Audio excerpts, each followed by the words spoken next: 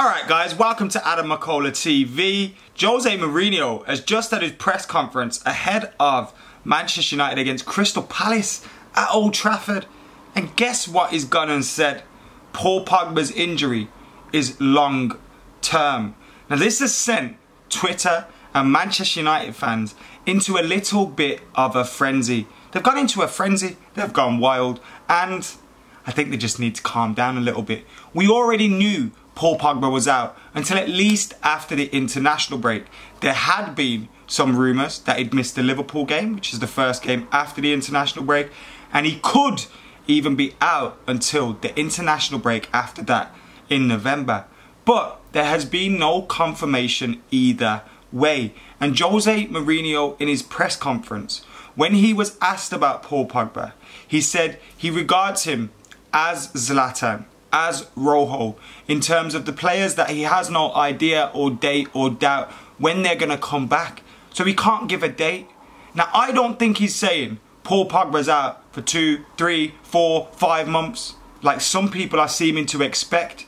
I think he just means he doesn't have a clue when Pogba's back. And he may be a little bit fed up of constantly being asked about Paul Pogba. Like, we do have other players. Now, of course, we had a few other injuries against CSKA Moscow, which have been a worry.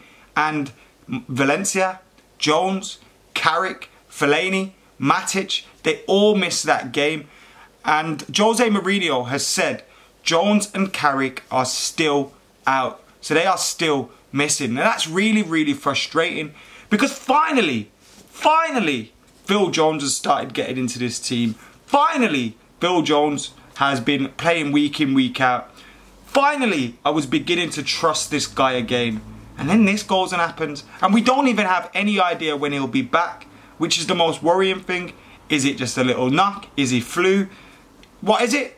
Like, we genuinely don't know. And it doesn't seem like Jose knows either. So, Phil Jones being out, continuing to be out. Carrick still out. Thankfully, though, it does seem like Valencia, Matic and Marouane Fellaini will be back and available for selection, because he didn't say them. So I'm guessing no news is good news, because what he did say was some of those injured against CSKA, some of those that didn't travel to Moscow will be back, but Jones and Carrick won't be back. I feel like the fucking Terminator here. We'll be back, won't be back, I'll be back. So what will we miss without Paul Pogba? His stats have been absolutely phenomenal for us in the league so far this season.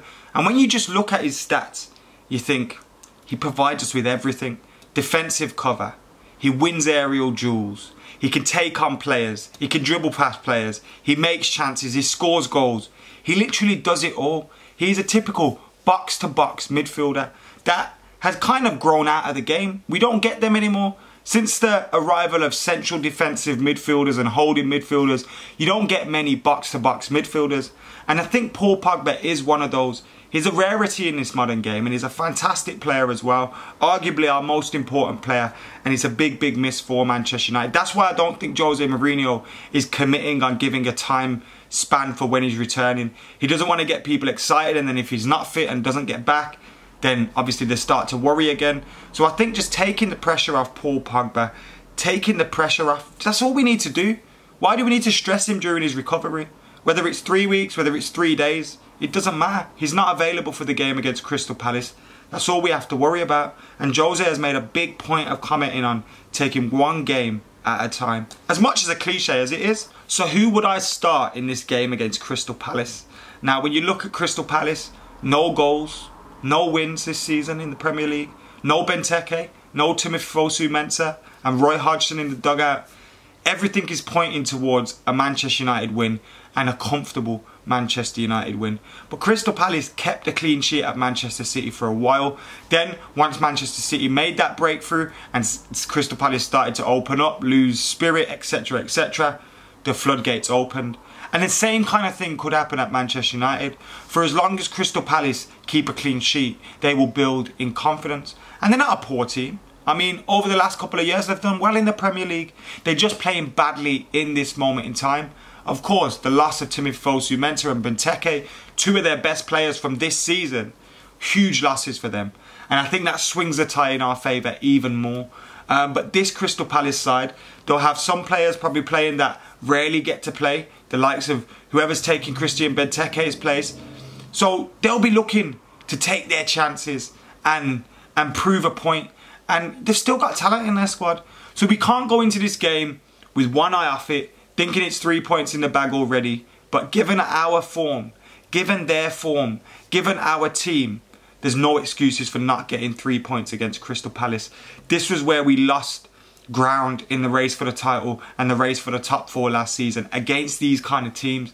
Now we've already shown against the likes of West Ham, Leicester at home, that we're now this season we're going to be doing the business at Old Trafford and making sure we beat the teams we're supposed to. But we've got to keep it up and there's no time for getting complacent. So who's in my predicted 11 for the game against Crystal Palace? I've gone with a 4-2-3-1. David De Gea in goal, obviously. Valencia at right back. Bailly and Smalling at centre half. Then I've gone with Daley Blind at left back. In the midfield, Matic and Herrera. I want to see Matic and Herrera, not Matic and Fellaini. If Fellaini plays, please be in a midfield 3. But I don't think we need to play a midfield 3 in this game. And I just feel Matic and Fellaini is too one-dimensional. There isn't enough movement. There isn't enough speed in that. And I think Herrera, you look at what he did against Southampton in the short time he was on. Last weekend, he had the most tackles in the Premier League, which was 7. And he'd only been on for about 20 minutes. Which shows you the kind of influence he can have on a game, breaking things up, chasing the opposition down, you know, making that midfield a proper battle. And I think if we're going to play Matic and Fellaini, Herrera needs to be part of that as a 3. But I think if we're going to play a 2, it has to be Matic and Herrera. I mean, look at the Everton game, look at the Southampton game. Our midfield hasn't been great. Then ahead of them, go with Mkhitaryan, who's on absolute fire with massive amount of assists and he's got a couple of goals as well. I go with Mata, who obviously was rested against CSKA Moscow. Then I go with Marcus Rashford on the left, so replacing Anthony Martial. Now Martial came off with an injury against CSKA Moscow, but Jose did hint at giving him 90 minutes against CSKA. So it could have been a case that in Jose's mind, this has always been a game for Marcus Rashford. So I'm kind of second guessing the manager there. And then up top, Romelu Lukaku. The man with 10 in 9 for Manchester United so far. He's been on absolute fire and the quickest striker to 10 goals for Manchester United. What more can I say about that man? He deserves and obviously will keep his spot in the team. So that's my team there. That's the team news for the game against Crystal Palace. What is your team prediction? Get it in the comments below. Make sure you comment in your scoreline predictions, first goal scorers and all that good stuff as well. I did a preview also with the United Road podcast boys, which is up now already. So go and check that out. The new FIFA content's already up. And plenty more coming over the weekend, including my matchday vlog from Manchester United vs Crystal Palace, where I'm predicting a 3-0 win for Manchester United. So let's hope we'll be celebrating one.